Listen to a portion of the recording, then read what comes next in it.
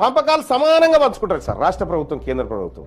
కానీ ఇక్కడ మద్యం ఉన్నది సార్. యాక్చువల్గా నేను ఒకసారి ఎక్సైజ్ అధికారులతో ఒకసారి క్లాస్ చెప్పించుకున్నాం సార్. మళ్ళా చెప్పించుకున్నటువంటి సందర్భంలో ఎంతకు తయారవుతుంది బాయ్సాప్ ఈ ఒక లిక్కర్ బాటిల్ క్వార్టర్ బాటిల్ ఎంతకు తయారవుతుంది అంటే 9 రూపాయలకు తయారవుతుందని చెప్తా ఉన్నాడు. 9 రూపాయల క్వార్టర్ బాటిల్ను 190 రూపాయలకు అమ్ముతా ఉన్నారు.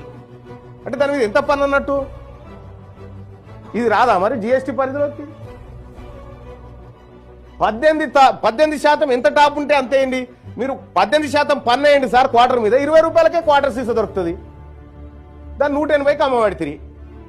పెట్రోల్ డీజిల్ జిఎస్టీ పరిధిలోకి రావు, వాల్యూ యాడెడ్ ట్యాక్స్ దానికి. అంటే అంతర్జాతీయ మార్కెట్లో దాని ధరలు పెరిగినప్పుడల్లా ఇక్కడ మనం పన్నులు పెరుగుతూ ఉంటాయి అన్నట్టు. తెలంగాణ రాష్ట్రంలో మద్యం తర్వాత పెట్రోల్